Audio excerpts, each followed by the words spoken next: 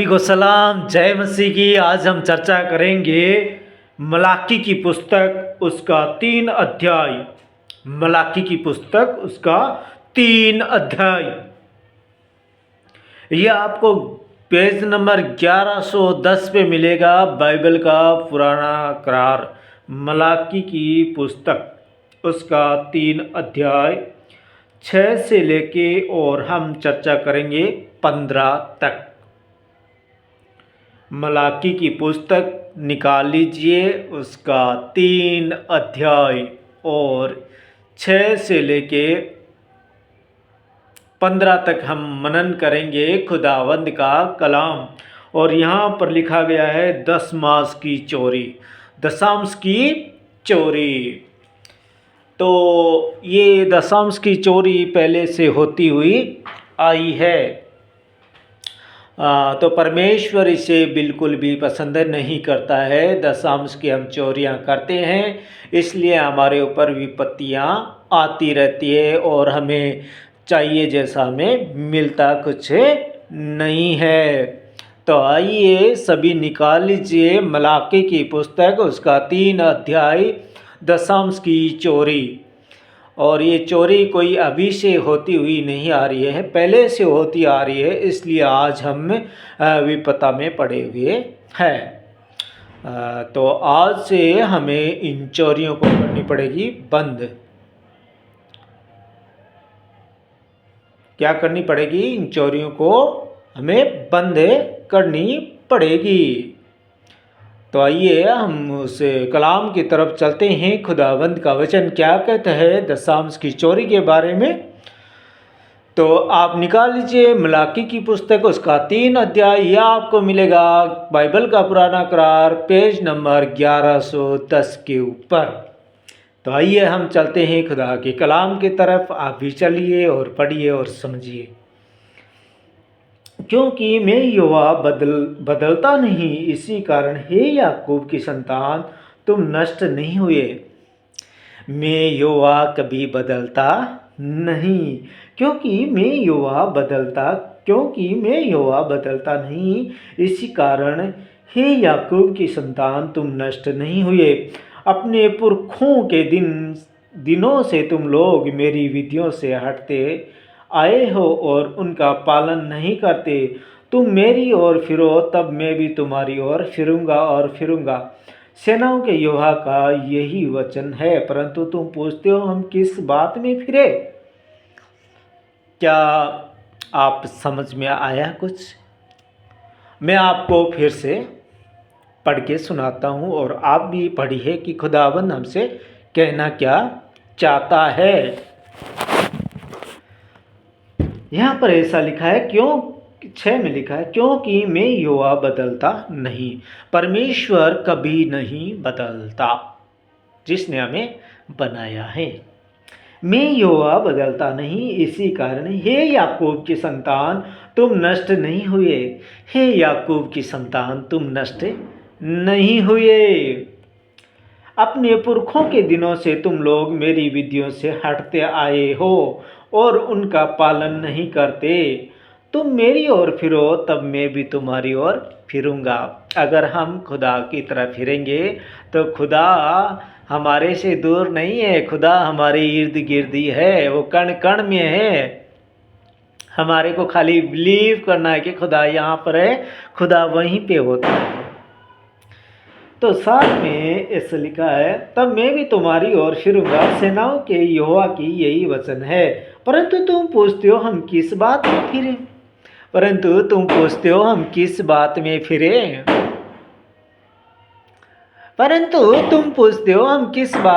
फिरे? तो 8 में खुदा का कलाम कहता है, क्या मनुष्य परमेश्वर को धोखा दे सकता है? क्या मनुष्य परमेश्वर को धोखा दे सकता है? तो जिसने हमें इस माटी के पुतले के अंदर सांस फूंका, उसको हम कैसे धोखा दे सकता है? मेरे भाइयों, मेरी बहनों, हम परमेश्वर को धोखा नहीं दे सकते। धोखा देते भी है, लेकिन उसके सामने कुछ भी नहीं है। हम एक पानी के बुलबुले की तरह है। हम बिल्कुल भी अपनी जवानी पे घमंड ना करें, बिल्कुल भी हमारे बुढ़ापे पे घमंड ना करे, बिल्कुल भी हमारे लड़कपन जो अभी हम जवानी की दहलीज में पहुँचे तो उस पर भी घमंड बिल्कुल भी नहीं करना है कि अभी मैं तो जवान हो चुका हूँ, अभी मुझे किस चीज़ की कमी हो सकती है या किस चीज़ की घटी हो सकती है, तो कभी भी ये घमंड नहीं करना। खुदा से डरना है, खुदा से प्यार करना है। वो कहता है कि अपने सारे दिल से, अपने सारे मन से, अपनी सारी ताकत से, तन मन धन से मुझसे प्रेम करो, परमेश्वर से प्रेम करो।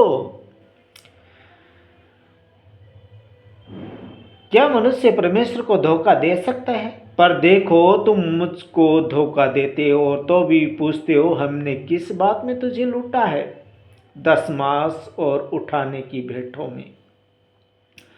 दशमांश और उठाने की भेंटों में तुम पर सारी श्राप पड़ा हुआ है।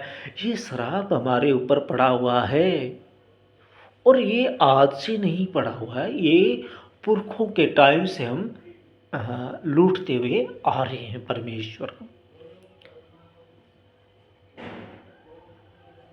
तो हमें गहन चिंतन करने का विषय है कि हम जितना पीछे जो भी कर किया, लेकिन हम आगे को अब इस श्राप को हमें टालना या इस श्राप से हमें तौबा करनी है, पश्चाताप करना है कि परमेश्वर जो भी हुआ, लेकिन आज तेरा कलाम हमारे पास पहुंचा, अब आगे को हम ये नहीं करेंगे, चाहे जो मर्जी होए। अगर हमारी 10,000 पेंशन आ रही है तो 1,000 रुपया वहाँ पर तेरा बनता है परमेश्वर, हम तुझे देंगे।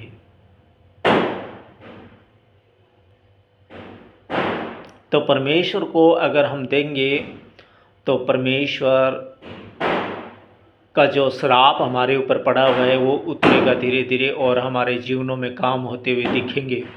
जो हमारा व्यर्थ खर्चा होगा वो टल जाएगा, जो अगर मंथली व्यर्थ खर्चा हो रहा है वो टल जाएगा और हमें उस रुपये में बरकत देखने को मिलेगी और हमारे ऊपर से जो श्राप है वो टूट जाएगा।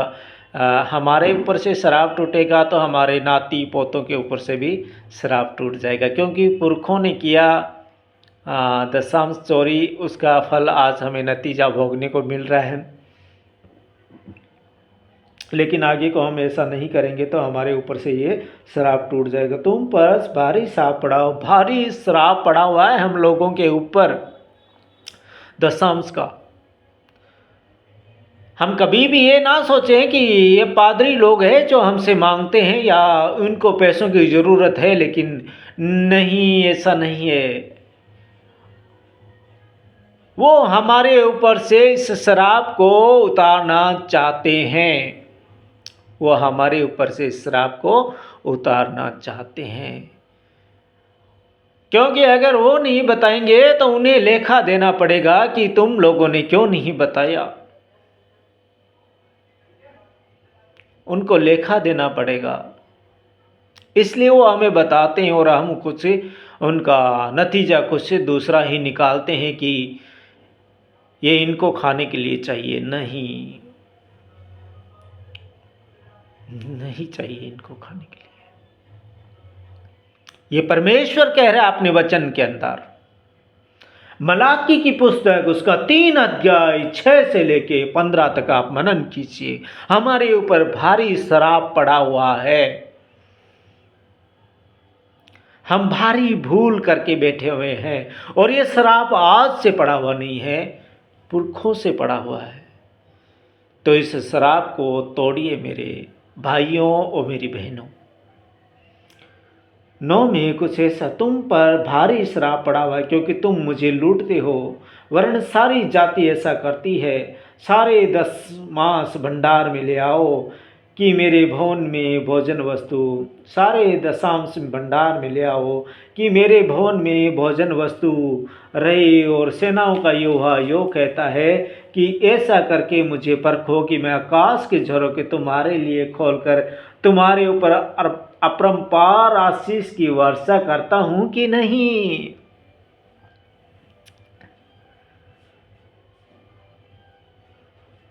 वाकई ही परमेश्वर का वचन अटूट है। परमेश्वर हमारे ऊपर, यहाँ पर लिखा है 10 आयत में, सारे दशांश भंडार में ले आओ कि मेरे भवन में भोजन वस्तु की कमी ना रहे।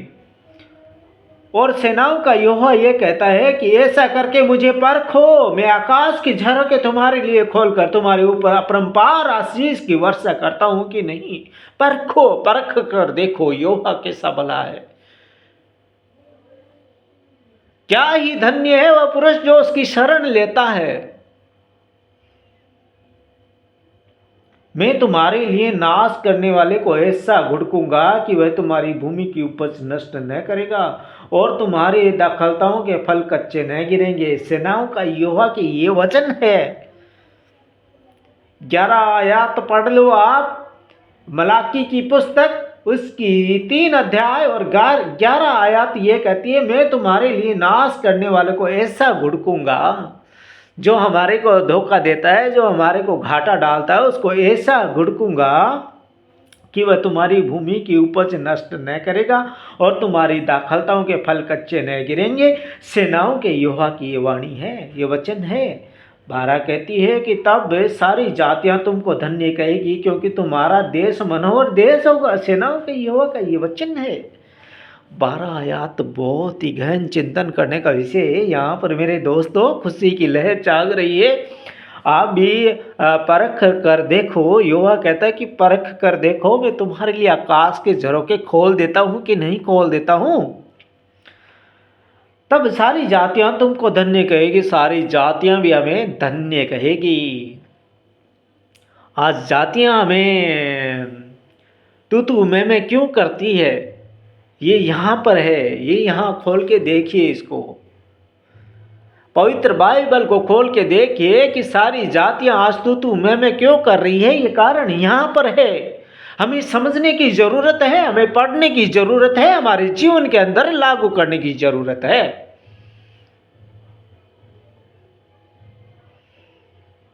खुदावंद हमसे अटूट वादा कर रहा है। मलाकी की पुस्तक उसका 3 अध्याय 12 आयत पढ़िए आप।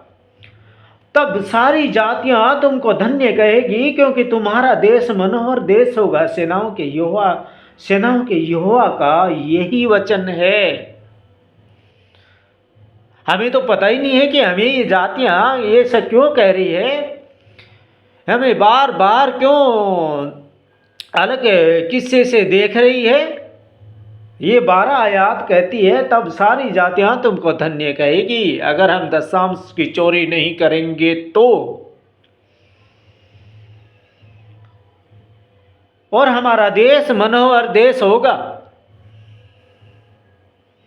यहोवा ये कहता है, तुम मेरे विरुद्ध ढिठाई की बातें कही है, परंतु तुम पूछते हो हमने तेरे विरुद्ध क्या कहा है। यहोवा ये कहता है, तुम मेरे विरुद्ध ढिठाई की बातें कही, परंतु तुम पूछते हो कि हमने तेरे विरुद्ध क्या कहा। तुमने कहा परमेश्वर की सेवा करना व्यर्थ है। हमने जो उसके बताए हुए कामों को पूरा किया है और सेनाओं के यहोवा के डर के मारे 100 का पहरावा पहने हुए चले हैं। इससे क्या लाभ हुआ? इससे क्या लाभ हुआ? तुमने कहा परमेश्वर की सेवा करना व्यर्थ है। हमने जो उसके बताए हुए कामों को पूरा किया है और सेनाओं के यहोवा के डर के मारे 100 का पहरावा पहने हुए चले हैं। इससे क्या लाभ हुआ? इससे कोई लाभ नहीं होगा। अगर हम खुदा से डरते रहेंगे और खुदा के दशांश की हम चोरी करेंगे और खुदा से केवल डरेंगे तो क्या लाभ होगा? कोई भी लाभ होने वाला नहीं है, कोई भी प्रॉफिट होने वाला नहीं है। आज से हमें दशांश की चोरी बिल्कुल नहीं करनी है। हमें परमेश्वर के घर में दशांश चढ़ाना है और देना है। 15 आयत ये कहती है, अब से हम अभिमानी लोगों को धन्य कहते हैं, क्योंकि दुराचारी तो सफल बन गए, वरन वे परमेश्वर की परीक्षा करने पर भी बच गए हैं। परमेश्वर की परीक्षा करने में भी बच गए हैं। तो हमें खुदावंद के दशांश है जो हमें देना है, क्योंकि खुदावंद कहता है कि तुम देखे देखो तुम्हारे लिए आकाश के झरोखे खोल देगा। खुदावंद बिल्कुल भी डरने की ज़रूरत नहीं है, क्योंकि खुदा का कलाम अटूट है, उसका वादा सच्चा है, वो हमारा दृढ़ गढ़ है, खुदा परमेश्वर, पिता परमेश्वर। और ये श्राप हमारे ऊपर कब से पड़ा हुआ है? पूर्वजों का। पूर्वज लोग थे हमारे, उन्होंने भी दशांश की, परमेश्वर के दशांश की चोरी की, इसलिए आज हमारे ऊपर ये श्राप पड़ा हुआ है।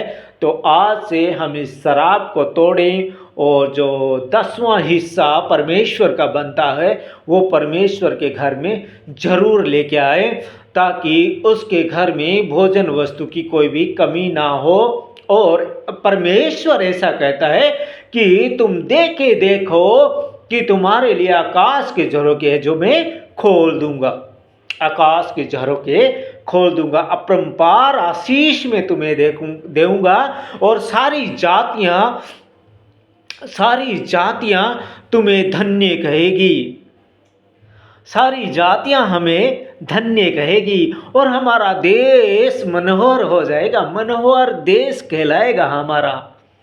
ये परमेश्वर का टूट वादा है। और परमेश्वर कहता है कि तुम लोग पूछते हो कि हमने कैसे लूटा है तुझे, तो हम लूटा कैसे है? दशांश हम नहीं दे रहे खुदा के घर में, इसलिए परमेश्वर कहता है कि आपने मुझे लूटा है, मनुष्य जाति ने मुझे लूटा है।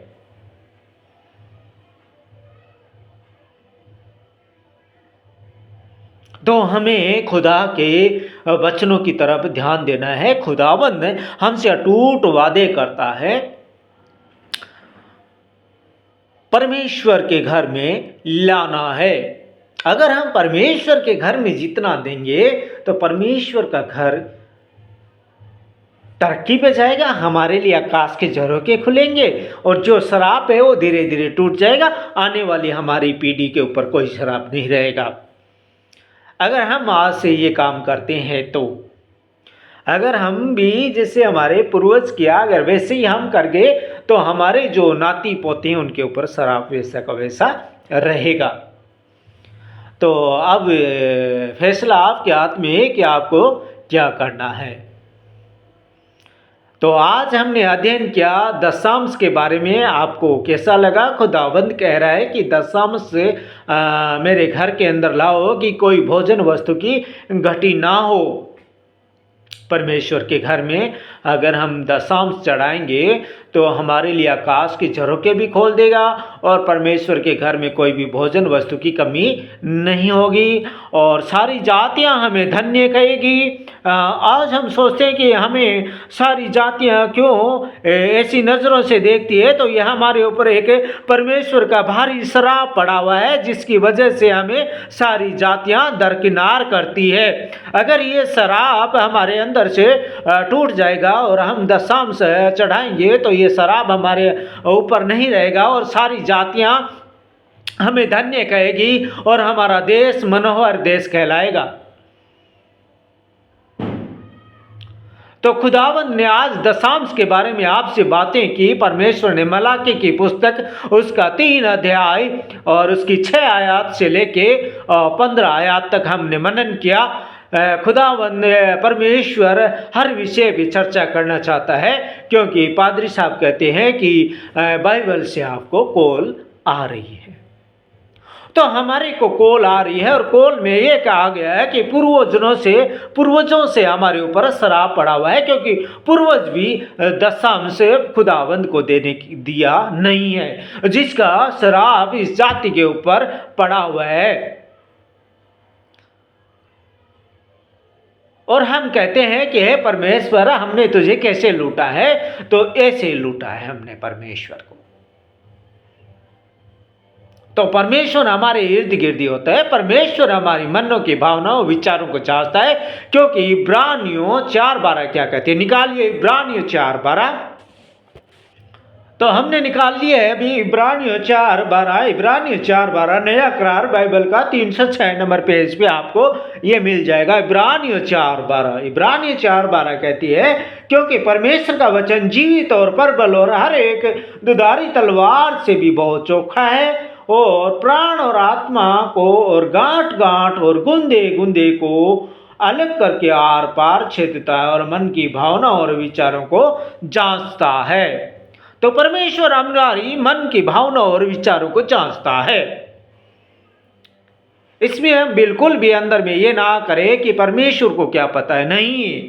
इब्रानियों 4:12 पढ़िए, इब्रानियों 4:12 अभी मैं आपको एक बार और सुनाता हूं। इब्रानियों 4:12 कहती है, क्योंकि परमेश्वर का वचन जीवित और प्रबल और हर एक दुधारी तलवार से भी बहुत चोखा है और गांठ गांठ प्राण और चोखा है और प्राण और आत्मा को और गांठ गांठ और गुंदे गुंदे को अलग करके आर पार छेदता है और मन की भावना और विचारों को जांचता है कि हम परमेश्वर के प्रति सोचते क्या, हमारी सोच क्या है परमेश्वर के प्रति। हम कहते हैं कि हम तो गरीब हैं, हमारे पास तो कुछ है नहीं। अरे उस राजा की संतान कैसे गरीब हो सकती है जिसका परमेश्वर राजा है, जिसके हम संतान हैं। वो युग युग तक हमारे को स्वर्ग में रहने के लिए अटूट वादा करता है। वो कहता है कि मेरे पिता के घर में अपरंपार जगह है, वहाँ पर अगर जगह ना होती तो मैं तुमसे कह देता कि मेरे पिता के घर में जगह नहीं है। भाई लोगों, तुम अपने आप देख लेना, लेकिन मैं तुम्हारे लिए जगह तैयार करने के लिए जा रहा हूँ। मैं तुम्हें वापस आऊँगा, मैं तुम्हें लेके जाऊँगा और मेरे पिता के घर में बहुत सारी जगह है जहाँ पे ना धूप लगेगी, ना तुम्हें कोई भूख लगेगी, ना तुम्हें कोई प्यास लगेगी। केवल प्यास लगेगी तो वचनों की लगेगी। तो हमें वचनों को याद करना है, वचनों के ऊपर चढ़ना है। और जो आज दशांश का मलाकी 3:6 से लेके 15 तक हम मनन किया, उस टॉपिक को आप याद करना है और जो दशांश वाला वृक्ष है अपनी भूमि के अंदर लगाना है और इस दशांश के वृक्ष को हम अपने परमेश्वर के घर में देना है, ताकि हमारे जो नाती पोते आएंगे उनके ऊपर से ये शराब है जो टूट जाएगा। क्योंकि ये शराब हमारे ऊपर पूर्वजों के समय से पड़ा हुआ है, ताकि हम आज इसको हमारे ऊपर में पड़ा हुआ है, इसके हम भुगतभोगी है। लेकिन अब अगर आप और हम इसको तोड़ना चाहते हैं तो हमारी आने वाली पीढ़ी, जो हमारे नाती पोते, उनके ऊपर ये शराब नहीं रहेगा और सारी जातियां हमें धन्य कहेगी और हमारा देश मनोहर देश कहलाएगा।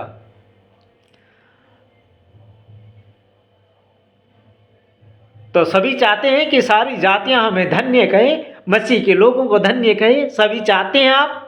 तो आज से हम इस दशांश की चोरी को बंद करते हैं और जितना बनता है वो हम देते हैं, क्योंकि खुदावंद ने अटूट वादा किया कि मैं तुम्हारे लिए आकाश के झरोखे खोल देता हूं और देखे तो देखो कि देता हूं कि नहीं देता हूं तुम्हें वापस। ये भी हमसे वादा किया है। तो खुदा के घर में ले आइए अपने दशांश। तो ये खुदा के कलाम को मैं यहीं पे विराम देता हूँ और मांगता हूँ खुदावंद के प्यारे बेटे, हमारे उद्धारकर्ता और मुक्तिदाता मसीह यीशु के नाम में, आमीन। हालेलुया।